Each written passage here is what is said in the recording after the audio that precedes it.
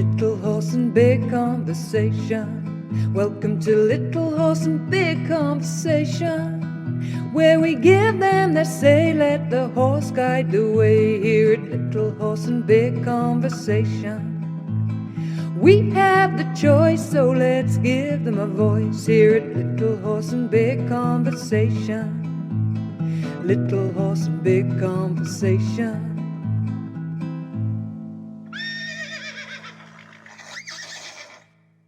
Hello and welcome to the Little Horse Big Conversation podcast. You're here with me, Ross Cooper, and my co-host Amy Mitchell. And today we have another very exciting guest lined up for everyone.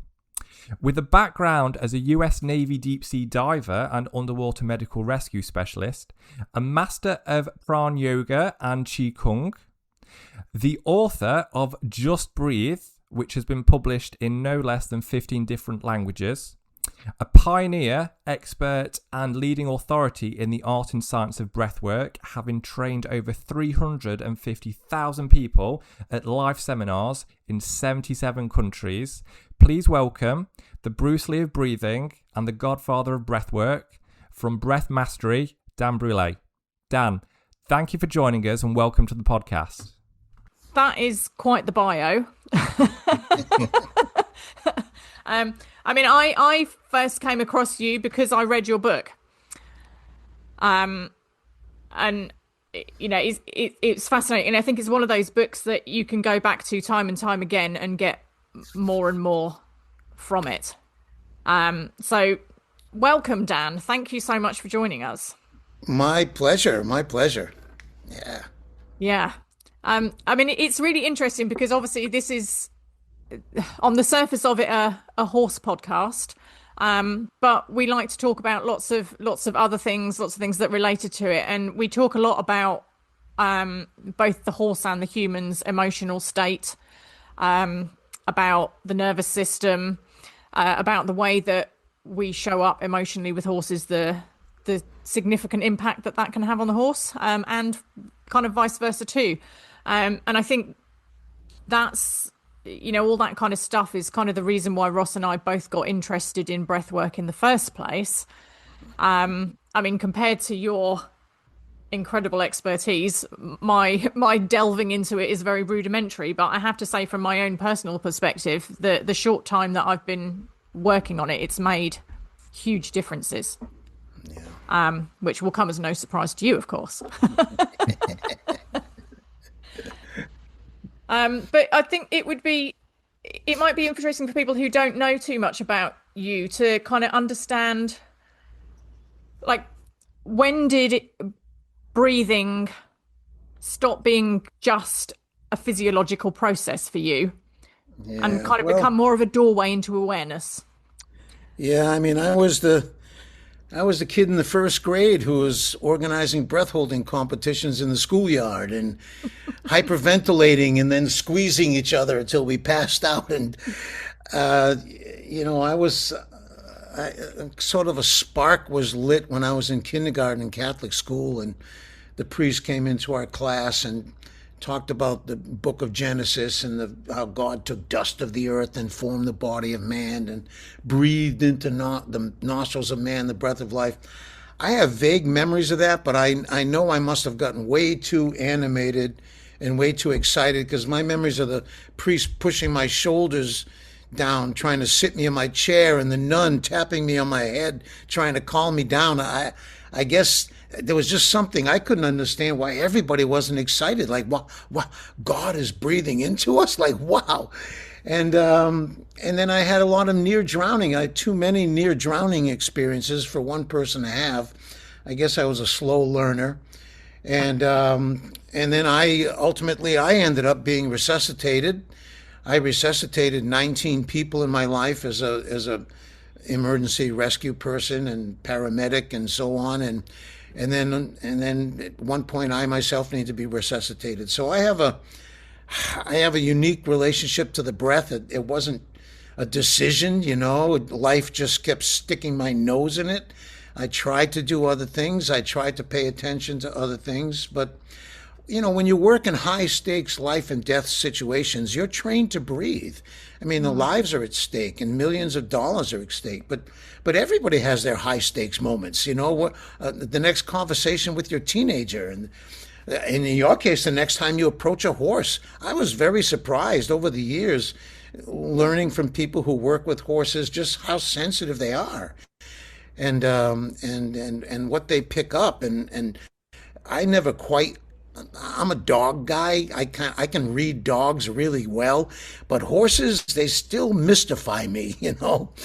Although my baby sister, I call her my baby sister. She's 55 years old now, but when she was 5 years old, she just took to horses. Our neighbor had a horse, and she just little tiny person on that big horse. I never got it. No saddle, nothing, and they listened to her, and she was walked around. I thought, God, they could kick her, they could step on her, but she had some connection, or horses related to her somehow, that I'd go and they'd walk in the other direction.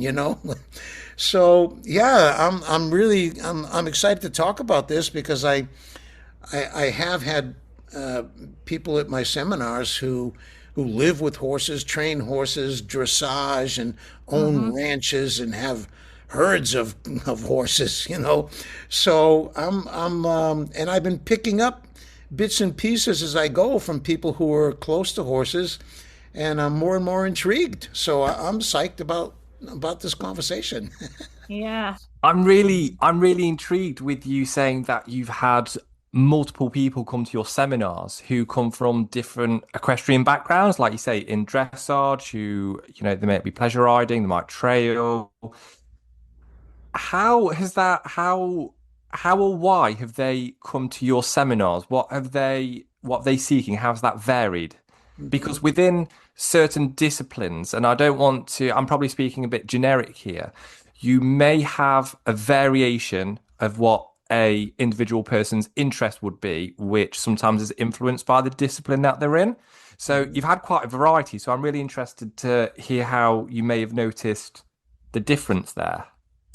Yeah, well, a lot of people come just for professional understanding as well as like personal transformation.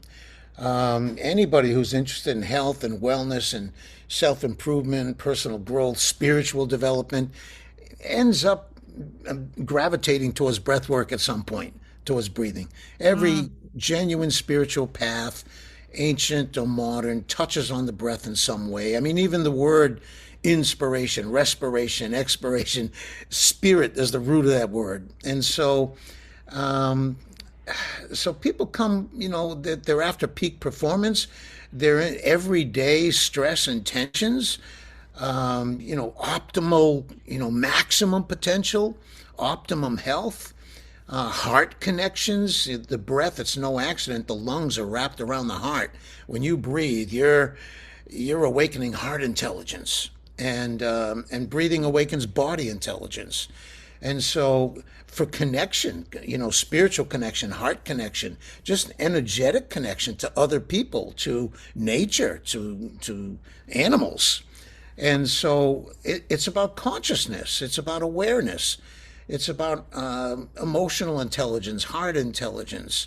And all of those things apply to just about every aspect of life at some point or another, whether you're a powerful CEO who needs to command presence in a room, prepare for an important presentation, emotional, psychological shocks and traumas, and regulating yourself up and down, regulating emotions. So breath is like the Swiss Army knife of life. And anybody who's engaged in any kind of activity can find some way to use their breath to show up better and to perform better. So everyone, if you got a belly button, breathing is probably important to you. Yeah, yeah, definitely agreed. Yeah, it's really interesting. I mean, I've noticed a lot of physiological changes in myself since I've been sort of doing regular practice.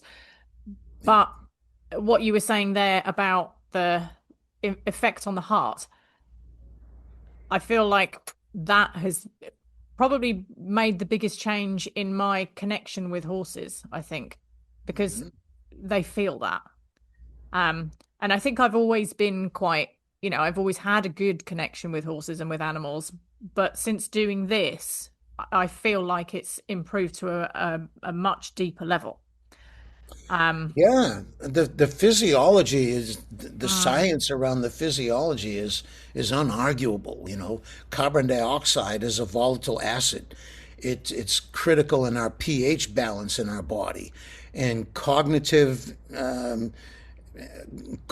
activities are reliant on oxygen to the brain, and performing means being centered and calm and awake and alert, and having your nervous system be sort of regulated to the point that it serves you instead of constantly distracts you and interferes. And so yeah, and animals more than others are sensitive to that. You know, we haven't developed a lot of the senses. We've given them up for higher kind of intellectual philosophical pursuits, but animals are so honed in and tuned in to that level. And the slightest, if you're relaxed versus tense, every animal feels that. If you're peaceful and calm versus excited or worried, every animal senses that. And so, and babies sense it. When you put them in your arms, you know, they're going to pick up whatever vibe you got happening. And animals do that naturally, automatically, all the time. And so I think horse people, it behooves them to be more conscious of their own state and regulate their own emotional and physiological state, because that's all the animals are plugged into. They're not philosophizing, they're not intellectualizing, No, they're absolutely. sensing. And so breathing is core to putting ourselves in a state where we can actually connect to horses or any and nature in general. Yeah, yeah, But you absolutely. see, we have in my seminars I talk about how consciousness is so primary, because the quality or level of your consciousness is key to everything. So like when we walk into a forest, all the animals and birds and everything, they hear us, they see us, they smell us, and they're long gone before we even know they're there, you know? And so it's like our presence interrupts nature. They were busy mating and grazing and feeding and doing their thing, and we come stumbling into the forest, and they all stop their activity. They go into their holes, they fly away, they disappear. But if you can become really still and real quiet, after a while, all that activity resumes, that natural activity resumes. And so we have to develop the kind of consciousness that doesn't disturb nature, beginning with our own nature. You know, I mean, if you're singing naked in the shower at the top of your lungs and you suddenly discover 50 people are watching and listening, you don't sing the same tune in the next moment, you know? You- and so that kind of judging, comparing, analyzing awareness, consciousness, it creates static, and it breaks our ability to be natural. And again, animals sense the slightest little things. And frankly, I'm a horrible horseback rider. I've been, a dozen times maybe in my life, but I'm just holding on for dear life. And I don't, and my experience is kind of like this. And so when I get off the horse, my ass is sore, his back is sore, and we're both glad the whole thing's over with, you know? And so, but I see that as a perfect example of our relationship to the breath. Most people's relationship to the breath is like that. And when I watch a rider and a horse who are, they're like one. They've merged, and the horse feels every slight little thing, and the rider responds to every.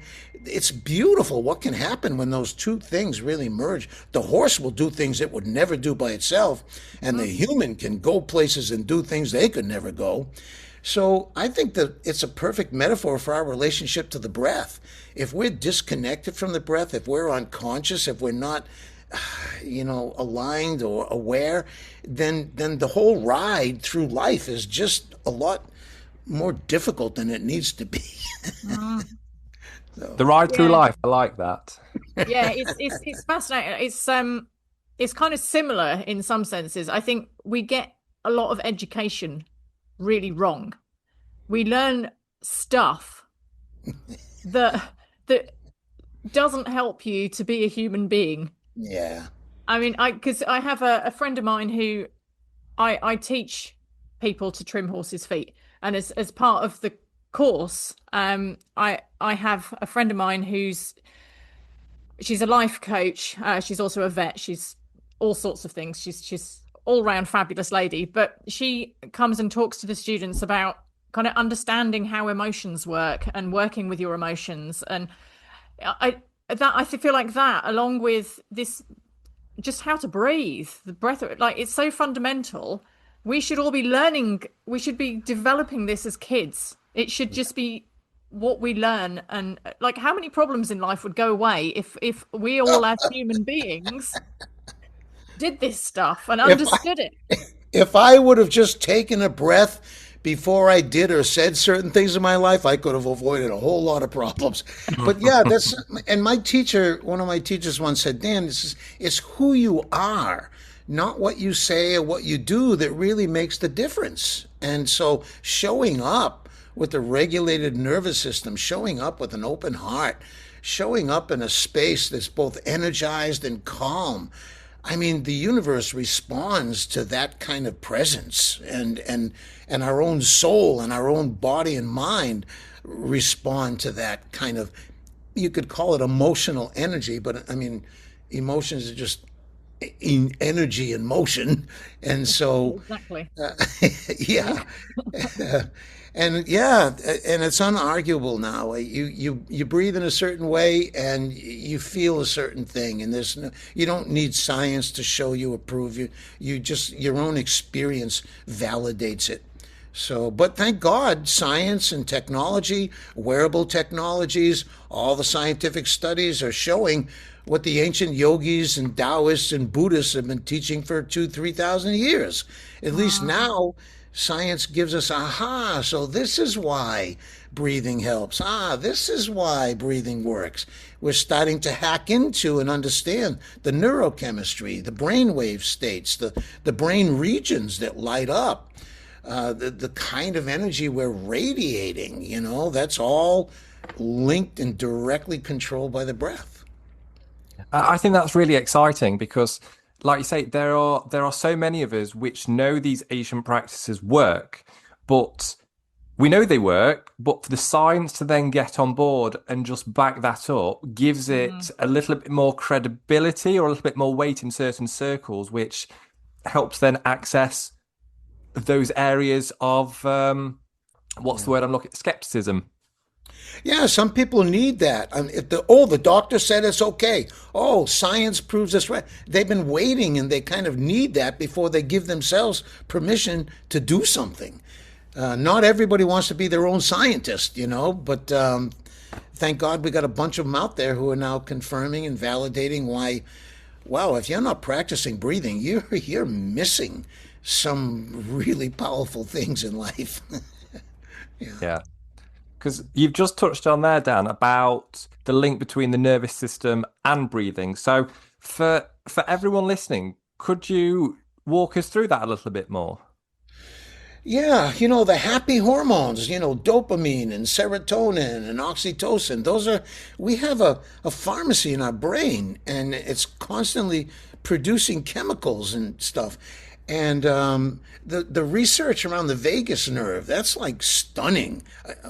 Only this generation, like 20 years, I think maximum, up until 20 years ago, I think, scientists believed that because the vagus nerve is two main branches, it's the biggest nerve in the body. Vagus is based the same root as vagabond, it wanders everywhere.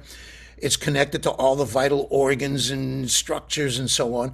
And so scientists, medical people thought, well, that's how the brain controls all these organs and activities. But 20 years ago, or whenever it was, recently, let's say, they discovered 80% of the signals traveling through the vagus nerve are from the body to the brain, not from the brain to the body. So really, that's how the brain is monitoring and finding out what's happening in the body and in the world around the body. So breathing activates the vagus nerve, and the way that you breathe sends certain information to the brain. So if I go through the day breathing like this, I'm exaggerating, but taking quick inhales or holding my breath, those are emergency signals, and the brain has no choice but to interpret them as, hey, there's danger, watch out, be careful. And so unconscious breathing habits are causing havoc in our neurochemistry. And so if you go through the day breathing like this, the nervous system, the amygdala, the brain has no choice but to go, wow, I must be very safe. Everything must be okay.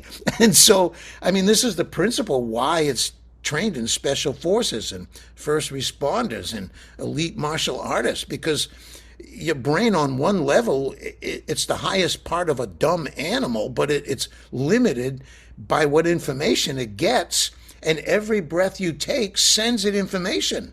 So consciously breathing becomes vital, necessary at certain points. If you want to navigate certain experiences, if you want to show up and perform, then controlling your breathing, sometimes that's all it comes down to. When you're, I was trained in that, in the military and all that stuff. And when, excuse the expression, when the shit hits the fan, what can you do? You can't call your mother. You can't curl up in the fetal position and hope they're nice to you. You don't reach for your gun. You don't reach for your radio. You get a handle on your own nervous system. You get a handle on your own perception, your body. And through that, your breath. And so, and I think anyone approaching a horse for the first time or whenever, to put themselves into a beautiful state so it feels like, wow, this lovely energy is suddenly coming over the animal as you approach. They feel that, wow, and take a couple of conscious breaths that make you feel good. And the animal's going to go, whoa, yeah, that does feel good, doesn't it? Oh, yeah, absolutely. Yeah. I was really interested when reading your book, the chapter on yawning. I find that fascinating, and it like you've given me permission to yawn from your book. I want to yawn and now. I love it. Like the whole, as you say, the whole kind of cat stretch thing. It's just fabulous, and it feels amazing. Oh, look, I've got social permission to start yawning. 100%. Yes. But what I think is really interesting is where you're kind of, I think part of what you were saying, if I remember right, is that some of it is releasing blocked energy. And one of the things we often look for in horses is when we've been doing something like a bit of training with them, or some body work, or in my case, hoof trimming, and you put the foot back down on the floor, and then you look at the horse and say, okay, how does your body feel now that I've made these adjustments to your foot? And we'll stand back and watch and wait, and you can see the horse kind of mentally processing the changes. And then very often at the end of that, you'll get a little bit of a lick and chew motion, and then they yawn. Ah, yeah. Well, animals yawn before they attack. They yawn after the fight. You watch any dog or cat after they've been laying down for even 5 minutes, they do a yoga pose and a yawn before they get moving. Nature keeps pointing it to us, but humans, for some reason, it's like impolite, it's socially unacceptable, you attract attention to yourself, it's how dare you yawn when the professor is talking.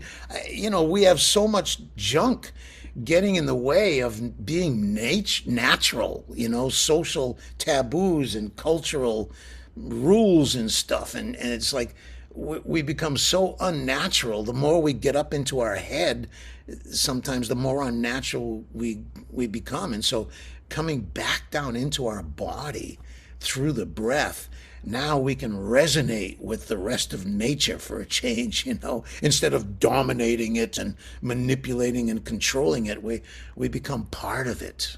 So Yeah, it's fascinating. I feel like I'm going to play around with proactively yawning in front of the horses more. yeah, and getting genuine pleasure from it, and Yeah. just a simple sigh of relief where you really take your time on the inhale, time to smell the flowers. You're sending a message to your brain that there's no emergency. Just by lengthening your inhale already, you're regulating your nervous system. And then if you exaggerate the pleasure of the sigh in a visual, audible, felt way, if not only does your own brain get the message, but so do all the other brains in the field. It's just promoting that level of co-regulation, isn't it? Which we can't really avoid doing. Yep, that's right. We think we're a separate entity unto ourselves, and I suppose if I could interview any of the cells in my body, they would think that they're a separate entity unto themselves, and they are. They eat on their own, they move by themselves, they communicate with other cells, they excrete waste. So yeah, each cell is a little separate entity, but all those cells come together and they form an organ. And then I think that organ thinks that it's a separate entity unto itself. My heart is not my gallbladder, is not my spleen, is not my liver, but all those organs come together and form a system, and then that system thinks it's unique and separate. But it just there's no end. We're part of the universe, we're part of the cosmos. We're as much a part of the stars and the rocks and the trees as we are ourselves, and we're one with the tiniest particle. I mean, every science just can't find any limits. You find the smallest particle, you crack it open, and you find an infinite number of smaller particles, and you go off into the universe and you find other universes, and so this is who we are. And I think the more we can breathe to kind of come home to that, the more we connect and resonate and flow and end up in the right place at the right time, and the better we are at harmonizing and connecting and communicating. So breath, opens us to our sort of expanded nature, our essential nature, and you can't fake that stuff. You can't pretend. If you can fool some of the people some of the time, as they say, but somebody who's authentic, somebody who's genuinely comfortable in their body, that's not something you can fake. And so, and the animals pick up on that, really. So, yeah. I'm just going back to something that you said earlier, just has got me thinking a little bit. So you say you're not particularly a horse guy, but you read dogs really well. So I'm really interested how you notice if you may practice breath work around your dogs, how that affects your dogs, and vice versa. With us, with Amy talking about yawning, if you see your dogs yawn and move that energy through, how does that, in contrast, affect you? Yeah. When we yawn, the dog yawns. I mean, so yawning is contagious, not just among humans, but across species. It's, establishing the baseline relationship, I think, with the dog is key. I mean, some dogs, I don't know, you watch them walk their dog, and the dog smells something and it pulls them over here, and it hears something and it drags them over there, and it's like, who's walking who? It's like, let's fix that. Like, let's start there, okay? Like, I'm the alpha, okay, and you're not. There. Let's end that. So then, and dogs who, you ever walk in someone's house and there's a dog on the other side, and you got to wait 5 minutes while they drag the dog into another room and close the door, and oh my God, I couldn't live with a dog like that. Or a dog you have to worry about kids around. Like, oh my God, if I would never want to have to worry. I had German Shepherds, and they're big, and even when they're playful, if they're not careful, you got a little toddler. And so our dogs, my German Shepherds were trained very early that, and they know when the baby was born, they were actually very gentle. They just know. But yeah, training. It's about training, right? And I guess the same thing comes with horses. This patience and training, and they get it. I mean, horses too. I think my German Shepherd. It's like my mind. I want to train my mind. I don't want it to be like an out of control Rottweiler. I want to tell it to sit, and it sits. I tell it to be quiet, and I'm happy it hears things before I do. And if it barks once to let me know, good. Don't just keep barking. I know already. Shut up. I get it.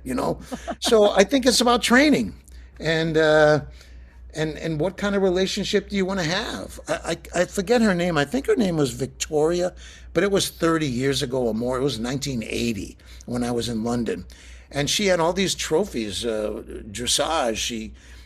At the time, I just got this sissy, prancy, pouncing, horsey stuff. but she spent 8, 10, 12 hours a day with that horse for years. I mean, it was like a marriage. I didn't spend that much time with my family, for God's sake. So building that relationship, it was no wonder what they could do together. So I think that's part of it, that developing an intimate relationship with your own breath allows you to develop deeper connections automatically, intuitively. There's no set rules. Oh, you should do this, do that. It's just who you are keeps showing up and forming the baseline of everything else. So I never did any real special training with my dogs. I expected them to understand what I wanted when I looked at them, and if they didn't, then I would teach them until they did. So all I had to do was look at them, and they knew it was time for this, time for that. And so, yeah, I wish I had some dog training advice, but I think mostly it was just intuitive and natural, and I didn't make a big thing out of it. But hey, I'm good friends with Caesar, the dog whisperer guy. Yeah, he befriended me on Instagram, and we started exchanging messages, and so he understands that too. How he breathes, how the dogs around him show how he shows up, his posture, how much tension in his body. It's obvious to him. So yeah, there's a lot of great connections there. Yeah, that's very interesting stuff. Yeah, a good choice of dog.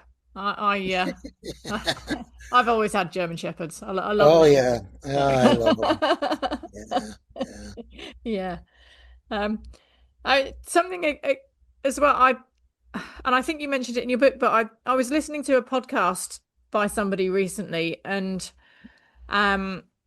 it's kind of about people who've got themselves into difficult life paths and have then kind of found some kind of a redemption. And this particular individual had some serious drug problems and had ended up, going down a pretty bad path. But he actually found that breath work got rid of his addiction. Yeah. Oh, I can't tell you how many times somebody's gotten up from a session and said, "Wow, I've taken a lot of drugs to feel like this." Like, yeah, of course. You learn to get high naturally, and your desire and need for artificial substances just falls away. You can calm yourself down. You can wake yourself up. You can produce, blissful molecules in your brain. Breathing is it is a drug. It's the drug of life. Yeah. Yeah. It's I think people that are not aware of all of this, right? And you can use it to interrupt patterns, right? If I'm trying to quit smoking or anything, you can intervene with the breath. take some of the charge off the desire with just a few breaths. Redirect energy, redirect attention.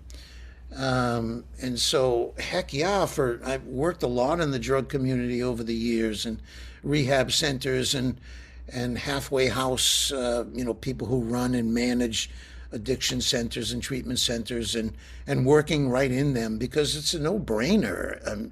It's about behavior, right? Breathing is a behavior, and you can replace one behavior with another.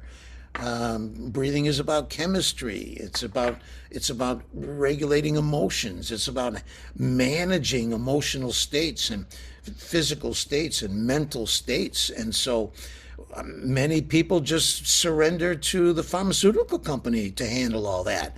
Keep me in a good mood, get me out of depression, calm me down, and breathwork is for people who want to take responsibility for all that stuff and not outsource it to the pharmaceutical industry or unnecessary experts and authorities over your own mind-body system. I think we should have autonomy, and we should be in charge of that stuff and not rely on external influences to manage who we really are.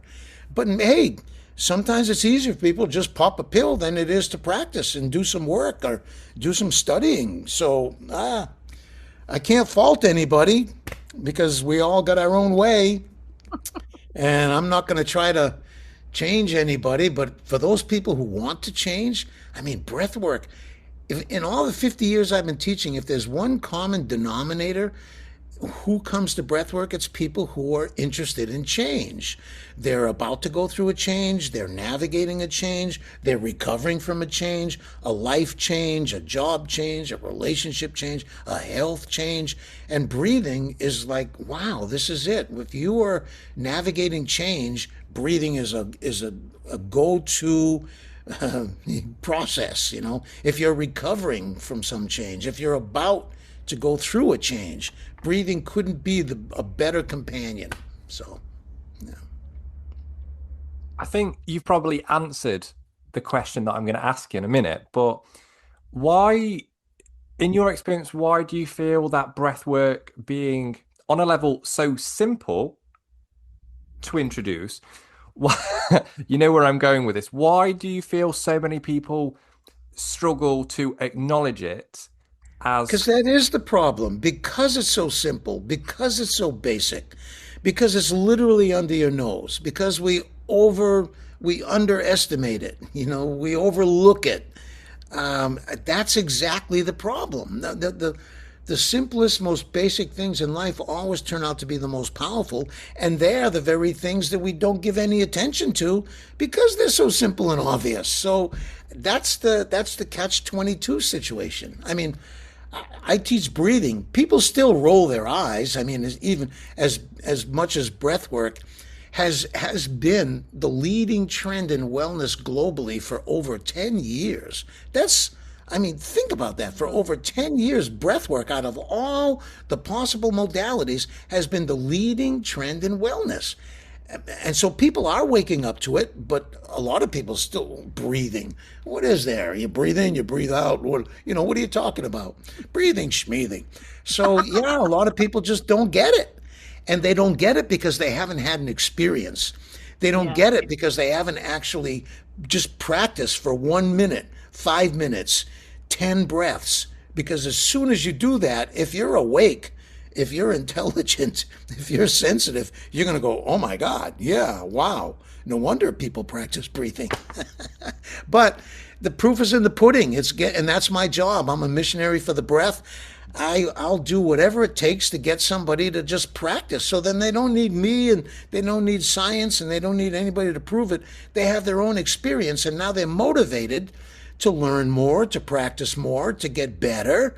And I've done my job. If I can slap or seduce or cajole or whatever it takes to get somebody to practice, then my job is done.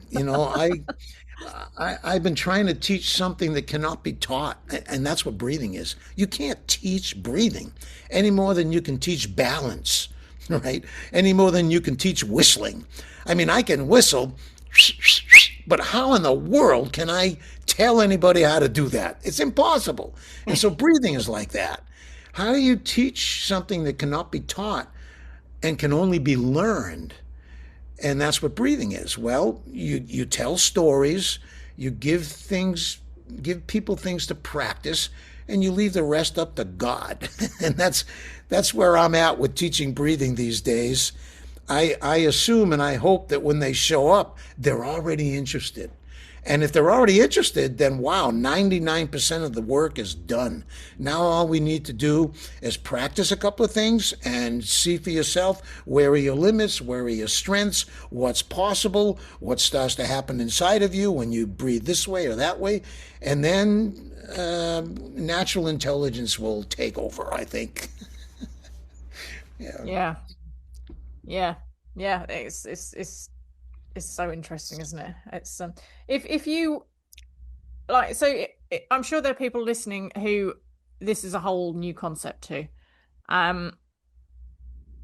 If there's someone who's kind of genuinely curious about this, and you were to say, right, okay, give this a try for a week, what would you recommend would be a great technique for them to just go for it and just see, and what would you hope that they would feel and come out at the end of that week with?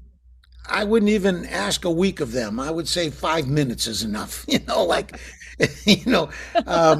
Yeah. So starting with the very a non-doing kind of practice, which is breath watching, just observing your breathing. That's it. How are you breathing when you're stuck in traffic? How are you breathing when you're working on a math problem? How are you breathing when you're enjoying music? How are you breathing when you're having an orgasm? How are you breathing when you're washing the dishes? How are you breathing when someone insults you? How are you breathing? Just start to notice your breath. Don't do anything to it. Don't breathe in any special way. Just become more conscious of it. That's a mindfulness practice. That's meditative awareness. That helps in every area of life. So just begin to notice your breath, watch your breath, sense your breathing, be aware of your breathing. And you don't have to breathe in any way at all. Just establish that conscious relationship to your breath. It's like vital. Consciousness is the most powerful part of us, and energy is equally the most powerful part of us. And when you focus on the breath, you're getting a handle on your energy and your consciousness. So that's it. When you get up in the morning, when you first wake up, just tune into your breath. Don't do anything to it. How is it moving? How is it coming? What does it feel like? Where does it go? What moves when you breathe? What sensations are activated? Just become more intimate, more conscious, more aware of breathing happening without even doing it. That's the start. And that's going to lead you to something. You're going to notice when you're holding your breath. You're going to notice when your breath is shallow. You're going to notice when you take these big, beautiful breaths because you're paying attention, and you'll be guided. Your intuition, your intelligence will start to inform you. And the second thing, if you're going to start to practice a technique or an exercise or breathe consciously, I would start with things that we already do naturally, like a sigh of relief. So give yourself a sigh of relief on purpose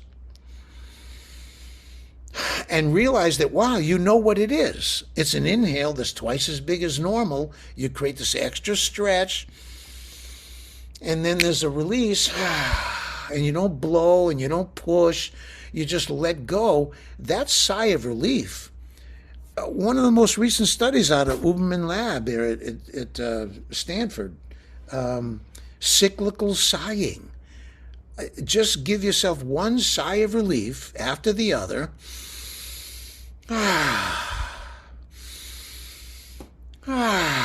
That's it. That's it.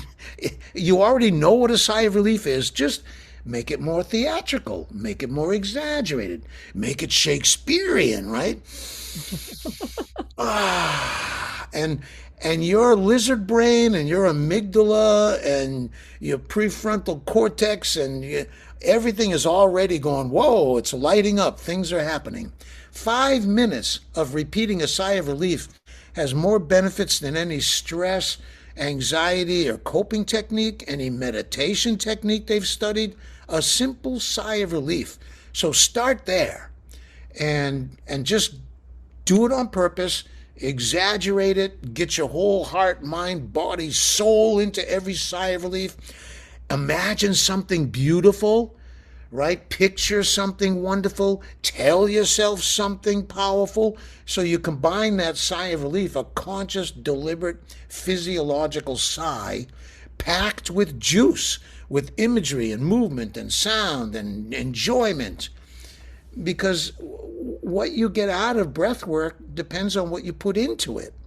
I think I heard it first from Eckhart Tolle, who said, if you watch a child play, they don't get joy out of what they do, they put joy into what they do. So my first instruction and main for anybody is start with a sigh of relief and put something into it. Put a lot of consciousness into it. What muscles are you using? Where does the breath touch? What does it fill? Does it fill your belly and your chest? Where does it go? What muscles, Tune into that when you're breathing in. Take your time and track the expansion side to side, front to back, top to bottom. Imagine your favorite fragrance. And now you're ready to let it go. And when you let go of the breath, let go of your jaw, let go of your shoulders, let go of whatever thought was bothering you. And in a very short time, you're going to get really good at using your breath to change your state, to balance your nervous system, to show up as a better version of yourself. Just a few breaths will do it. And I say everyone, if they do it, will feel something unarguable. They'll have a aha, they'll make an understanding, and then they should be motivated to practice more. Because once you learn one technique, you find, wow, there's a whole lot of exercises and techniques and meditations you can apply to specific situations and activities and interactions. And now you're in my world, like the unlimited, infinite potential of breath work. Show me one thing or one activity that cannot be enhanced or improved or bettered with breathing, and I challenge you, Yeah. Start with a sigh of relief. That's it. Start with a sigh of relief and get really good at it, and then start to apply the other principles: visualization, intention, affirmation, sound, movement, expression, emotion. And now you're packing every breath with juicy, powerful, creative energy, and you can change yourself and you can change your world. Do I sound like a missionary? You do, but I love it. And it's working.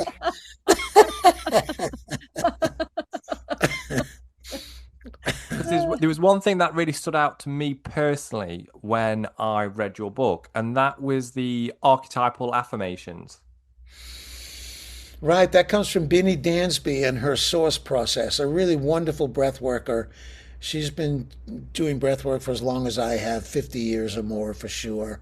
She comes from the theater world. She's been a midwife. She's been at hundreds of births.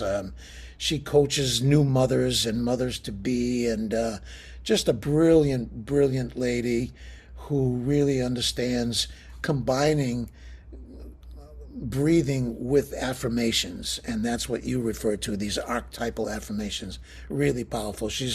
I teach her stuff at all of my seminars. I love that particular model. She really gets it. Connecting the chakras and colors and affirmations and combining it with breathing. That's a very powerful, proven way to produce behavior change and internal changes. Yeah, definitely. Yeah, I thought it was really interesting how it brings up those life-limiting thoughts. Yeah. Yeah. That's what it's for. I start my seminars usually with a couple of thoughts I want people to swallow. One of them is, it doesn't matter what was true about me my whole life. From this moment on, anything can be true about me, right? It doesn't matter what was true about me in the last moment. In the next moment, I can be any who, I can be anyhow. To put that into an affirmation that in your own words, to neutralize a different idea that we already all hold. And that's, oh, that's the way I am. That's my nature. It's how I've always been. No, you can be any who. You can be anyhow. You can be any way. So plant that seed, and through breathing, you can make it real. And the other thought is something I believe would be really complicated and difficult and take a long time can actually be very simple, very easy, and happen very quickly. And I think that's a really important thought to breathe into every cell of your body, because look at the war on cancer. What's that? 100 years old already, 80 years old, we've had a war on cancer, and where's it gotten us? You know, war on poverty, where's that gotten us, right? So there's something about showing up, put your whole heart, your whole mind, your whole body into something. And if you can't do it with your breath, you can't do it with anything else. Don't fool yourself. If you can't be conscious of your breathing, you can't be conscious of a sunset, for God's sakes. And so learn to do that. Next time you watch a sunset, breathe it in. Don't just look at it. Literally use your breath and take it in, and watch how that transforms your experience of a simple sunset. Or anything. If you're listening to someone, don't just listen. Breathe in the energy behind the words. If you're looking at something, don't just look at it. Breathe into it. Draw the breath. Draw it to you with the breath, and see how this awakens capacities in you, higher consciousness, more detailed, intuitive understandings, and so on. The breath is a magnificent tool for communicating, picking up energy and information. We're doing it all the time. You might as well get conscious of it and use your breath on purpose. Yeah. When did you first start exploring that connection between the breath and spirituality? Um, Or how did that manifest for you to start with? yeah, I'm in an organized, say, disciplined way. Was when I got out of the military. I mean, I learned to manage and regulate my breathing, to manage my arousal, to up regulate, down regulate. You know, when you start getting tunnel vision and you don't think your legs are going to hold you up, and I learned to control my breathing, to get a handle on my breathing, to control my own emotional and mental state. But the spiritual aspect of it was sort of inherent, but not really acknowledged until I got out of the military.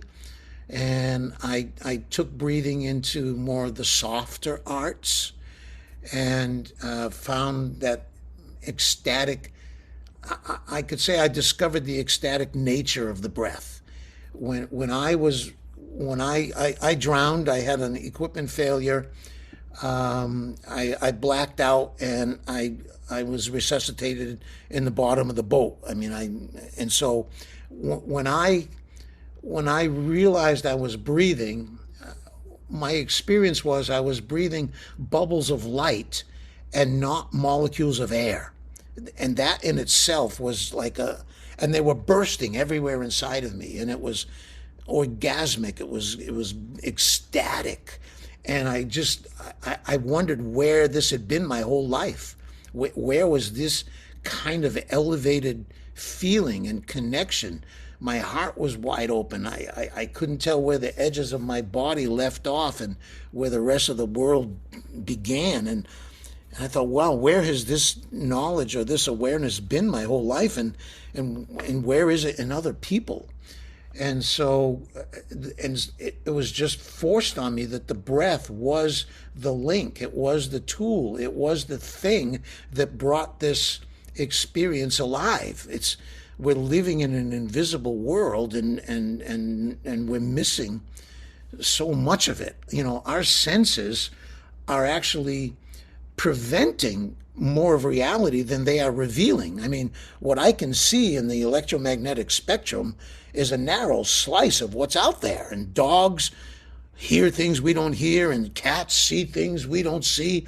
There's a whole universe out there that we have a narrow little peekaboo, view into, and breathing expands all that and opens us to, a greater experience of life. It's not philosophical or intellectual. It's a felt living experience, and everybody needs to have that experience, which is why I'm a missionary for the breath.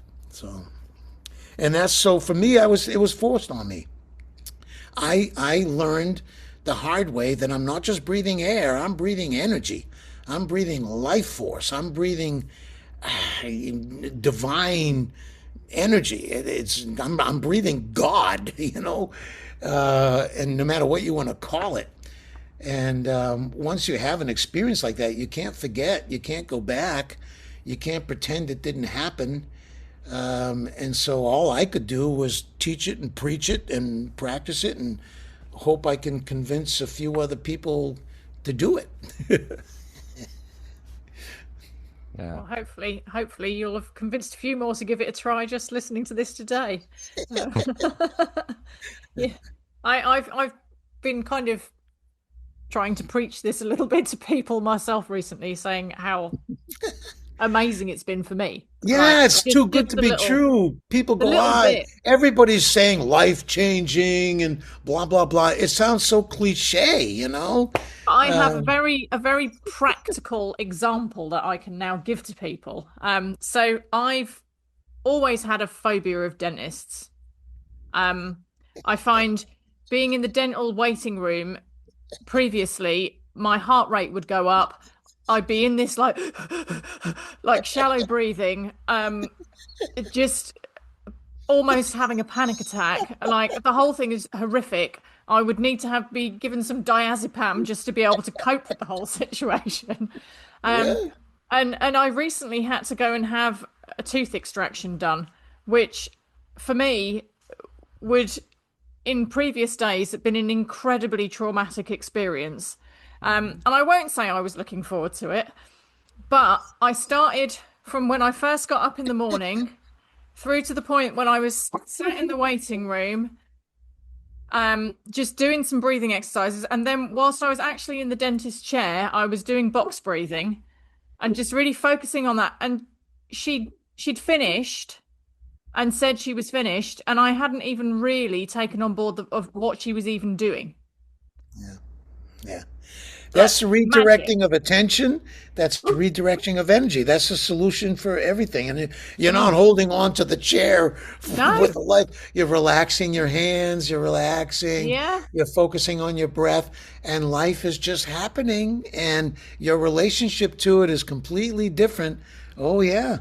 Yeah. Yep, that's a good example, and it's a common one because, oh my God, who likes trips to the dentist, I actually do like trips to the dentist. Well, you're just weird. I'm a bit of an oddball. I said that publicly. Okay, I knew there's one out there. And if there's going to be one, it would be Ross, to be fair. Yeah. I'll own that. Do they still give you a sticker afterwards? Well, is that what it is? I asked for one. I could say I've looked forward happily to a dentist appointment because I had a plan. I was doing so. I can kind of, I could say I enjoyed it. Okay, all right. I confess. I enjoyed it. That's two. I like a good scale and polish. But I think what's going back to what Amy was just talking about with her example, I think knowing Amy and seeing how Amy's worked, I think the integration of breath work for Amy, I think, has changed her relationship with people and her own emotions, which I know she won't mind me saying. No, it's very true. But I think that has really opened up a lot of different channels for you. Yeah. Past the horses, which I think it does. And I think this is why there's such a cool parallel. And actually, our inner world determines how we show up. And so, of course, you make changes in your inner world, in your inner being, and people catch it. They notice it. They respond to it. I'm not, when something happens, I'm not reacting to the thing. I'm reacting to it's my body mind system that's reacting, not me. And so once I focus on my mind body system, we have an event, we have our experience of the end, but in between, we have our reaction to it, our physical, emotional, psychological, habitual reaction. And that's what creates our experience. So breath work allows us to do this inner work, and people feel it and they sense it. And you walk into a room where the two people have just been arguing, and you can feel the energy still stuck in the air. And there are other people, they walk into the room and they have this presence, and everybody just goes, energy is a real thing. And working with our own internal energy, of course, it's going to affect everyone and everything. Yeah. And I read something that you had written about when someone says that they're sensitive to energy, are they sensitive to the changes, or are they hypervigilant and reactive to it? And I think that's a really interesting concept for people. Yeah, my experience is people confuse sensitivity with hyperreactivity. Just because you react to every little thing doesn't mean you're sensitive. You're hyperreactive. To be genuinely sensitive, your mind needs to be very quiet and your body needs to be very relaxed. And then you can experience genuine sensitivity. But as long as your mind is and your body's, you can't, that's not sensitivity. That's the opposite of sensitivity. So, yeah, I use the analogy of a boat. When it moves through water, the boat makes waves. And if you feel those waves, you don't say, I feel the boat, because you don't feel the boat. You're just feeling the waves that the boat makes. Well, when energy moves through the mind, it makes waves, thoughts and pictures and images and memories and words and blah, blah, blah. And you experience that and you say, I'm experiencing the energy. No, you're not. You're experiencing the waves that the energy makes when it moves through your mind. And when energy moves through the body, it causes waves, feelings, sensations, reactions, spasms, contractions. And you say, oh, I feel the energy. No, you don't. You feel the waves that the energy is making in your body. Not until the body becomes non-reactive and the mind becomes non-reactive. Now, in the present moment, the genuine sensitivity is possible, is available. So yeah, that's one of the main things that I teach, because I really think there's a lot, and I attract spiritual people, and all spiritual people talk about energy. Ooh, I love the energy of this place, or oh, there's something about his energy I don't like. What the hell are they talking about? What is this energy you're talking about? You're talking about your body mind's reaction to something. We could call it energy, but maybe we need to relax, get quiet, and discover what are we really talking about here. So I'm, I'm nearly crying at that because so many of us that are spiritual do that, but without any elaboration on what that is. It's like, oh, okay, vibes, no. And then, can you elaborate, please?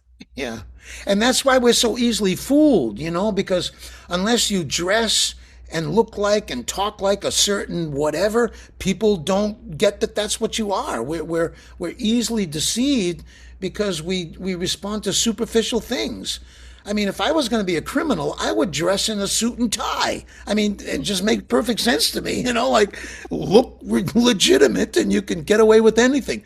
But we've been programmed that way and we respond to those superficial cues. But there's you can tell somebody who's teaching something that they've embodied versus something they just read in a book and now they're parroting it. There's so much of that going on out there, and more in the breathing world. And so, I'm breathing teachers better be breathing. They better be practicing what they preach and not just talking about it, because it's in the practice. Concepts get you nowhere. Training gets you everywhere, especially in breath work. So, it feels a strange thing to choose to teach if you're not embodying it yourself. I don't think it feels strange. Interestingly, I feel that some people would go, huh, how could I make a few bucks from this? Yeah. What's the latest Oh, yeah, fad? I guess. Yeah. Yeah. Yep. Yep. Oh, I used to be able to say I've never met a breath worker I didn't like. I'm not sure I can say that today because so many people are jumped on the breathwork bandwagon. They do one day of a Wim Hof or something, and the next day they're experts, and they got 100,000 followers on TikTok, and they don't know what the heck they're talking about. But Uh, and so yeah, this is one of those pure things that you have to walk your talk for people to really get it. It's not philosophical and intellectual, it's felt, it's lived, it's embodied, and that's the definition of breath work. I mean, it's an embodied practice, and there's no faking it. You can fake the expression on your face, you can put on that plastic Pan Am smile, but people know it's not really how you feel underneath. But yeah. most people haven't, or I can look tough like I'm really gonna, but I'm really scared shitless. We can disguise our facial expressions, our posture, our tone of voice to make a certain impression. But there are very few breathing masters on the planet. And so it's a very pure way. I don't care how you look, what you say, I'm looking at how you breathe because that's telling me everything. And whether you're aware of it or not, it's more than being naked. I mean, because every breath you take goes to every single cell in your body. And then you breathe that breath out. It touched every cell in your body. It goes out into the air, and somebody else breathes that in. I mean, breath is the most intimate contact possible. You can't wrap your arms around certain things, they're too big, but you can breathe them and embody them. So, yeah, this is, it forces people to be real. Breath work forces people to be genuine. You can't fake peace of mind. You can't fake relaxation. You can't fake love or compassion or anything. You can try, and I guess, some people can get fooled, but once you're in the presence, and I think it's the presence of our own inner compass, because honestly, today, how do you know what's true? How do you know who's telling the truth? What's real? What's not real? What really happened? What didn't happen? Who's right? Who's wrong? Because there's so much, a mass of conflicting information and evidence. If you don't have some internal North Star, if you don't have some internal connection to knowing, you're going to get pushed and pulled and fooled and tricked and manipulated by every passing ad on on YouTube. So yeah, it's vital for our times. We need to become more conscious, and it's not about being fast and strong. In the jungle and in the old days, who's fast, who's strong, that's who's going to survive. But then along came smart, and now, like, if you're smart enough, it doesn't matter how fast you are, how strong you are, you can win the day. But some of the worst things that are happening on the planet are being done by people who are very fast, very strong, and very smart. And so now and into the future, it's who's the most conscious. That's who's going to survive. Who's the most awake? Who's the most aware and conscious and present? That's what's required. And that's exactly what breathwork delivers to people. That's exactly the way to develop it. Presence and is through breath. So, yeah. And what world it would be if we embody that as a collective. Oh God, but people are doing it.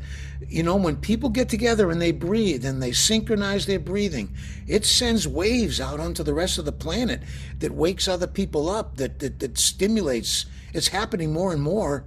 And thank God for breathing circles, people who get together once a week or get online and they practice breathing, they talk about breathing, they share their experience, because that's what's allowing it to grow. And that's what the world needs. And in the Course in Miracles, There's a quote in the Course in Miracles that I've always loved. It says, "A universal theology is impossible, but a universal experience is not only possible, it's necessary."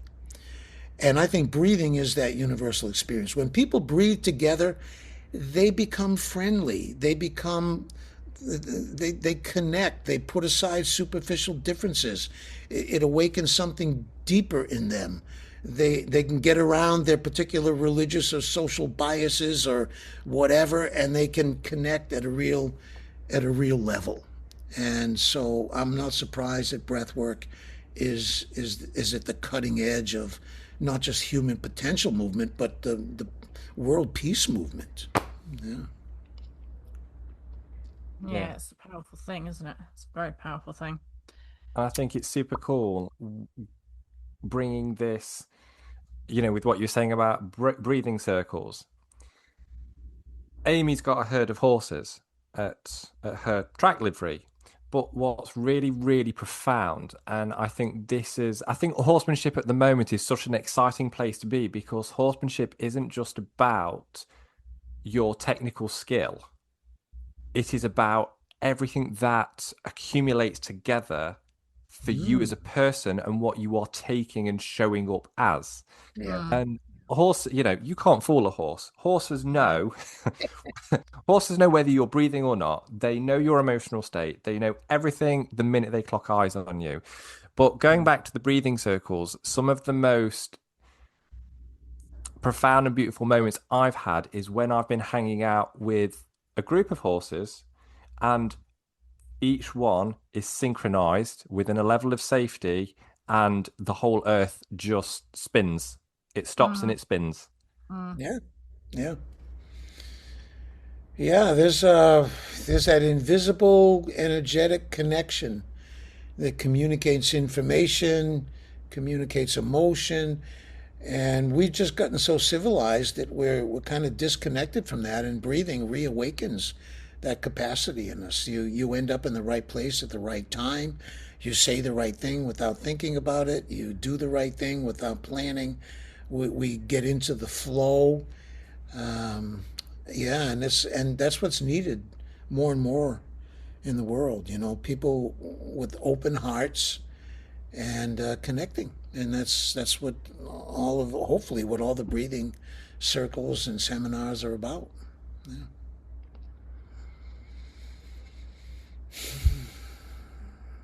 Everyone's just emanating in this at the moment, aren't they? At all the seminars, we always have some animal contact. There's cats, there's dogs, there's birds. They tune into it. They're on the windowsill. They're hanging around the building. They're coming in and laying down. They get it. Something's happening here, and I like it. Yeah, this feels good. Yeah. Yeah. Yeah. Yeah. And I think when people start to feel it, like really feel that connection between them and their horses and what's actually driving and influencing that, I think going back to something you were saying earlier. I think it was when we was talking about, people getting involved in breath work. I think there's a massive difference, like with most things, from people seeing it and then experiencing it. If people are experiencing that deeper connection and how breath work affects that relationship with their horses, that gives you such a profound basis to start to build everything on from. Yeah. Yeah, that direct experience, that's it. Even I've always had, medical people who come around to breathing. Doctors who had their own personal experience, they're the ones who are really good at pitching it to their patients. Now, they're all being taught that these days because of COVID, a lot of the science and stuff. Doctors are now saying, oh, yeah, breathing exercises are good for you.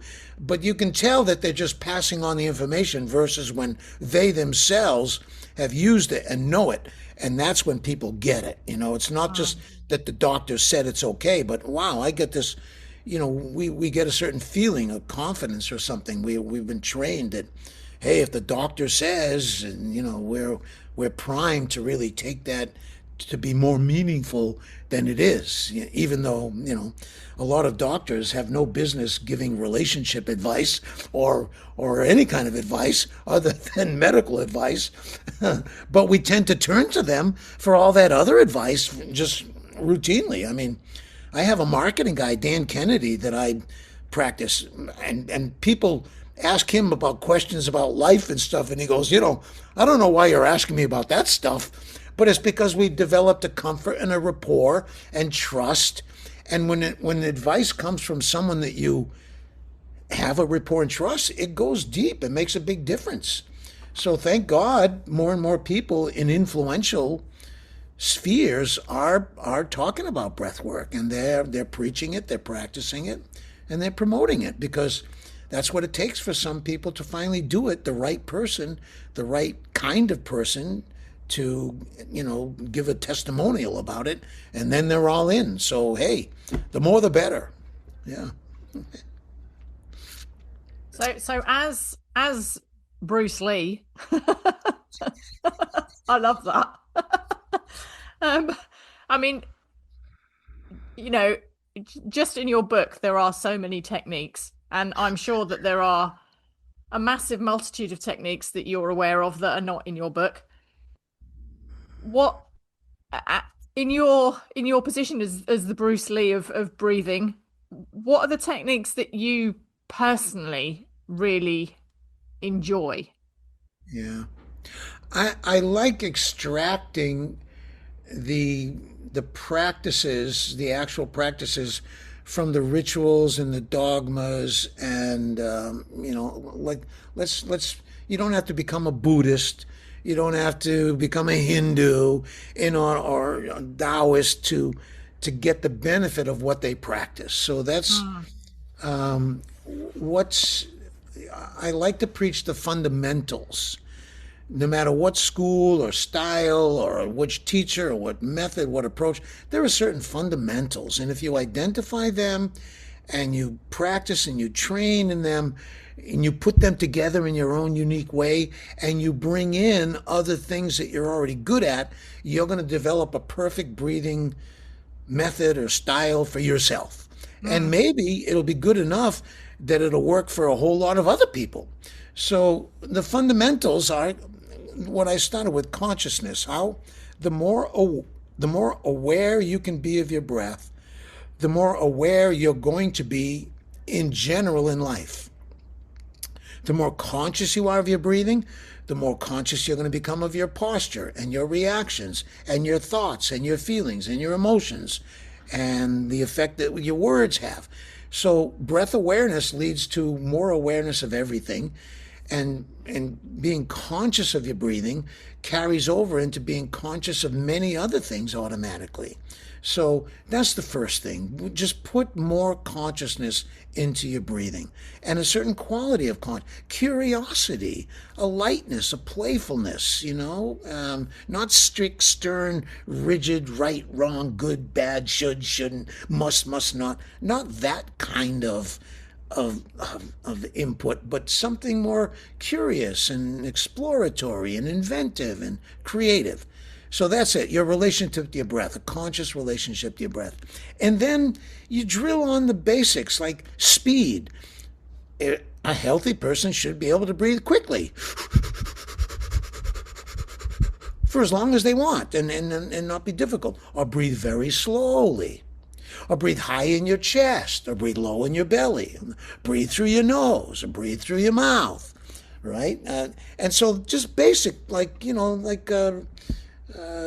got a toolbox and you're just checking, does everything sharp? Does everything work okay? Anything need oiling? Anything, is it all working good? So just basic parameters of the breath. Getting comfortable breathing in the nose, out the mouth, in and out the nose, in one nostril, out the other. Comfortable breathing through the mouth, comfortable breathing high in the chest, comfortable breathing low in the belly. and just basic. You can just play with your breath using any of those parameters. And there are exercises and techniques, and they have names to them, ancient yogi names and scientific names and stuff. Call it what you want, combining speed, so on. The other is the intention you bring. I ask 3 questions. I don't ask them anymore. But if someone's going to practice breath work or if I'm going to work with them, I'm looking for the answers to these questions, right? What is your level of health? Are you a frail elderly person in bed and you can't even turn over by yourself? Or are you a peak athlete? Well, that's going to tell us where can we start? What do we focus on? What would be most useful, right? What do we practice? And the second question is, what's your degree of skill? Do you meditate? Have you practiced martial arts? Have you learned some breathing exercises? What self-improvement or personal growth methods have you experienced? So what's your degree of skill? That's going to tell me and tell you where do you begin, which direction you go, where to look, right? And the third is, what is your purpose in training? You want to see God? Or you want to shave 2 strokes off your golf game? You want to connect better to your teenage students if you're a teacher? Or, do you just want to have more inner peace? Like, what's your purpose in training? That tells us, what do we focus on? Where do we start? Which direction we go? What do we train in? So ask yourself those questions. And then Google around. Google around my site, breathmastery.com, or go to anybody. I don't care who you go to. If you got something in mind about what you'd like to use your breath for, how you'd like to use it, then you're going to gravitate towards something. And if that doesn't work, it will lead you to the next thing that might work or will work. So we just got to explore. We got to experiment. And I got my own thing, and of course I think my thing is the best, So, but hey, whatever works for you, go for it. Whatever teacher resonates with you, start there and see where it goes. Just get your foot in the game. Stop practicing anything for any reason and see where it leads you. I hope it leads you to me. Because I love working with people who they've done a lot of work on themselves. They practice. Maybe they have their own breathing school. And I can give them 100 different ways to come at the breath they never imagined. And I've been doing this so long that it's very rare that I meet or encounter some technique or exercise that I don't know, haven't practiced, haven't heard, or so. It's not egoic. I mean, I haven't done anything else. I've never had a regular job, I've just been a fanatic about breathing, and even somebody as stupid as me after 50 years is bound to learn a thing or two. And so I think I've learned 3 or 4 things. Probably a few more than that. I feel like if you're Bruce Lee, you probably know a few things. Have you ever come across a breathing exercise and you've gone, that's not a breathwork exercise? Well, it might be wrong place, wrong time, wrong application, maybe. Wow, you're breathing that way and this is what you want to accomplish? Maybe you ought to breathe this way. So there may be misplaced, unaligned practices just out of ignorance or inexperience. That's common. And that's where wearable technologies these days comes in, and CO2 monitoring and brainwave monitoring. That's when you can really hone in and see exactly what's happening when you're breathing a certain way. There's no guesswork anymore. The ancient yogis, it took them lifetimes of trial and error. And now, in real time, with wearable technologies and sensors, we can really refine our practice and get places in days or weeks that it took the ancient Taoists and monks lifetimes to accomplish. That's one of the advantages we have living in the world we do. We can accelerate, we can cut the learning curve sharply, and get to real benefits very quickly without a lot of trial and error, or hit or miss, or luck involved. Yeah. Yeah. Yeah, that's pretty cool. Mm. I've thoroughly enjoyed talking to you, Dan. Um, and would be very happy to keep you on on for another hour and a half, but I'm suspecting that you've probably got things to be doing. Yep, I'm gonna. I have some avocado trees and some mango trees to Oh, water. oh, I mango got some. trees. I got some fruit trees that are still young and requiring attention. I'm in Mexico here in Los Cabos, and we have an orchard and deserves a little attention today. So I'm looking forward to getting out there and getting dirty. You That know, sounds I good. feel like having your own mango trees must be one of life's great Oh, joys. it's a blessing. Oh, We have. I mean, we have. I have 15 varieties of bananas. Think oh, about that. wow. I thought a Wow. banana was a Yes. banana until I got to Oh, Mexico. that's amazing. Yeah. I Yeah, learned and we this No, in have Costa five Rica. varieties of mangoes, and we have oh, three varieties of avocados. What's that? I learned that in so Costa Rica, how mangoes many here, different kinds of banana there are. yeah, it's amazing, isn't it? Amazing. Yeah. Yeah, yeah, Yeah. yeah. No, I think for me, mangoes and pineapples, I think, are two of the Mm. most divine fruits. And the ones that we get in the UK imported, they're just not, it's not like being somewhere where they've just, the sunshine is in them and you get it fresh and so yeah, I've got Yeah, great, I've got we mango just picked expectations. mangoes yesterday. I got a crate full over here. We're gonna slice Wonderful. up and put in jars because Oh, it's raining. It's starting to rain mangoes here, and we're wow. just coming into the season. The first ones, the little yellow manila ones, come first, but Yeah. pretty soon the Keat and the Kent and the Macheta and Oh, all the other varieties are going to be coming in July and August. And oh yeah, oh, Fantastic. heaven, heaven. So before we let you go collect your mangoes, Dan, which actually was the sentence that I never thought I'd be wrapping up this conversation with. Um, so over the years, has your definition of mastery changed? oh thank you. Wow, you're psychic. I thought mastery was the end goal. But I realized beyond mastery, there's another really important skill, and that is, what's the word for it? To reduce things to their essence. To kind of concentrate. Yeah. There's another word, but Distill. there we go. Thank you. There you There it go. is. That's it. That's like not until you've achieved mastery can you actually distill things really perfectly into their essence, and that's what I'm excited about now because I'm trying to take everything I've ever written and taught and reduce it to something, but every time I do it gets bigger, so I have to cycle back around, and I realize that's the next skill, how to distill things so that people, because I tend to overwhelm people and they only want one tiny little thing. Just give me one little thing I can walk away with and they're happy. So if I'm going to give them one tiny thing, I want to make sure it's a seed that they're going to be able Mm, to unpack forever. So yeah.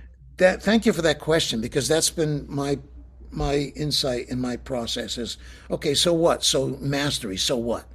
Now what? Well, now how do you translate that mastery into something so simple a child can pick it up and run with it and take it into whatever they need. So yeah, thanks for that. Amazing. Yeah. Yeah, that's amazing. And So if right now it takes me 4 days. It used to take a month. I've got it down to 4 days. I call it a breath mastery skills training. The Omega Institute is getting me to do it in 3.5 days.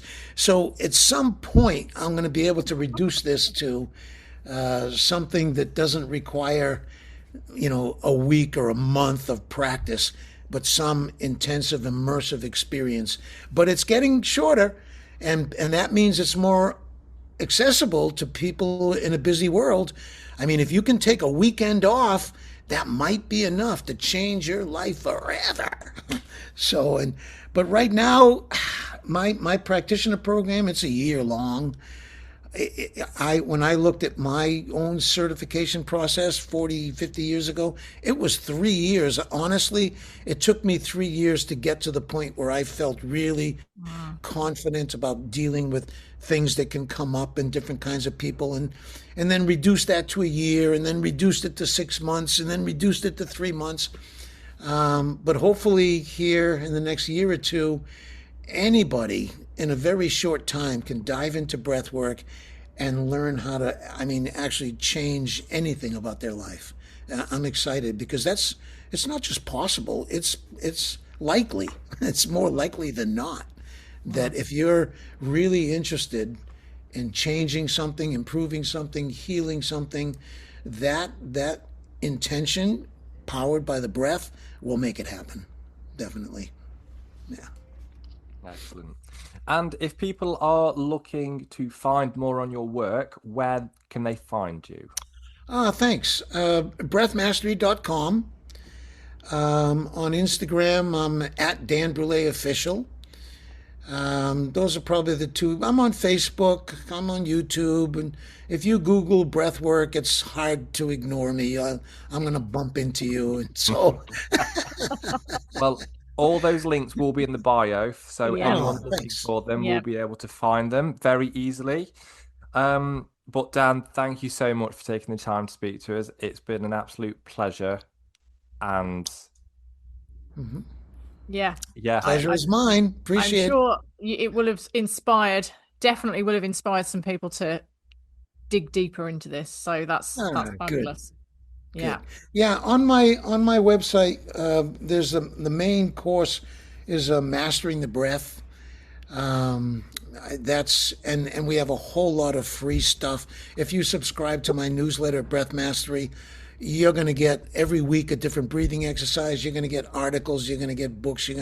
If you're really interested, as soon as you raise your hand, you're gonna give you all that you can want. So my pleasure. Cool. Thanks. Thank you. thank you very much. So thank you all very much for listening. I have no doubt you will have listened right to the end of this episode. So thank you very much for listening. We really hope you've enjoyed it. And we look forward to talking to you on the next episode of the Little Horse Big Conversation podcast. Thanks, guys. Ciao.